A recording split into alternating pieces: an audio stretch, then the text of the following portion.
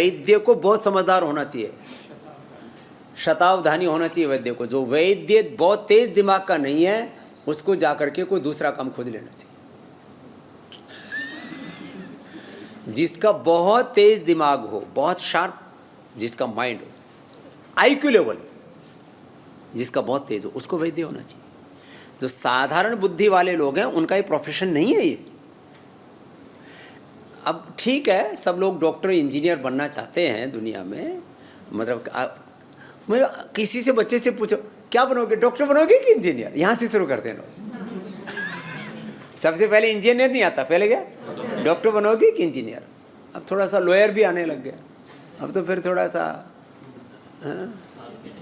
Civil services भी आने लग गई, फिर सीए भी आने लग गया। लेकिन कॉमन डॉक्टर बनोगे कि इंजीनियर।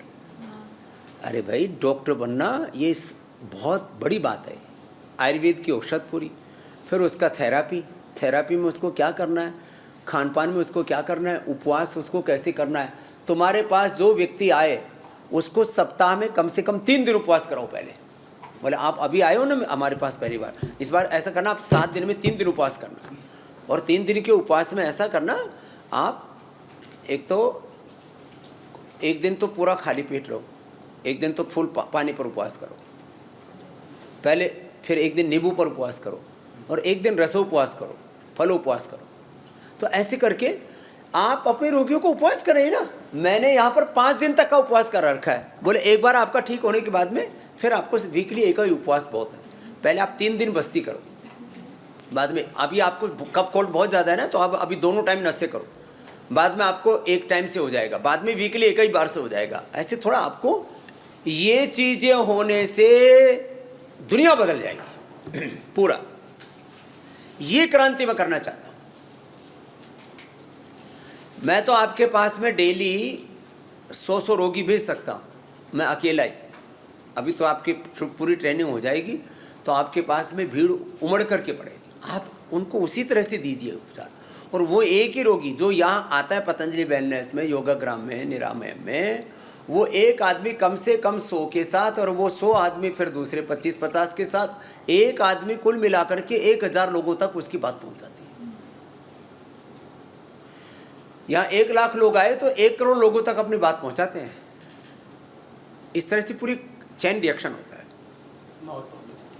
तो ये ऐसी श्रुति परंपरा आगे बढ़ती है, एक से दूसरे को सुन करके, बोल करके, अरे भाई मैं तो गया था, क्या मतलब पूरा चेंज ही हो गया। ऐसे ये खाली मैं 1-2 बीमारियों की बात नहीं कर रहा हूँ, सभी रोगों के संदर्भ में।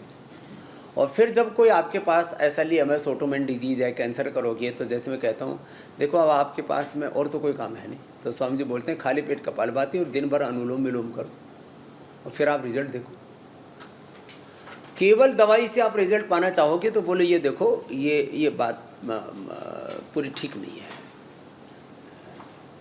आप अपने साथ पूरा जस्टिस करना चाहते हो तो आप हमारे चिकित्सा के 4 पाए हैं, 4 घटक हैं, 4 पिलर्स हैं, 4 आयाम हैं हमारे चिकित्सा के। जैसे विद्या पढ़ते थे, चतुर्भिर प्रकारेण विद्या उपयुक्ता भवति,